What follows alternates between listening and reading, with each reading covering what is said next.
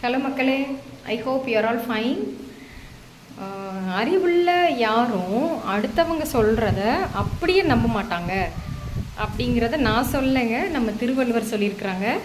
எப்பொருள் யார் யார் வாய் கேட்பினும் அப்பொருள் மெய்ப்பொருள் காண்பது அறிவு அப்படின்னு சொல்லியிருக்காங்க இல்லையா. ஸோ நான் ஒரு செஷனில் அட்டன் பண்ணும்போது அந்த ஸ்பீக்கர் என்ன சொன்னாங்க அப்படின்னா, people perceive what they want to perceive அப்படின்னு சொன்னாங்க.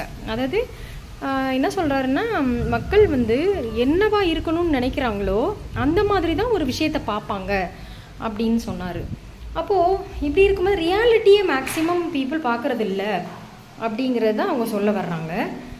ஸோ ஒருத்தவங்க ஒரு விஷயத்தை சொல்கிறாங்க அப்படின்னு சொன்னால் அது அவங்களோட ஒப்பீனியன், அவங்களோட அனுபவத்தினால அவங்களுக்கு ஏற்பட்ட நிகழ்வுகள் அதெல்லாம் பேஸ் பண்ணி அவங்க ஒரு ஒப்பீனியன் சொல்கிறாங்க.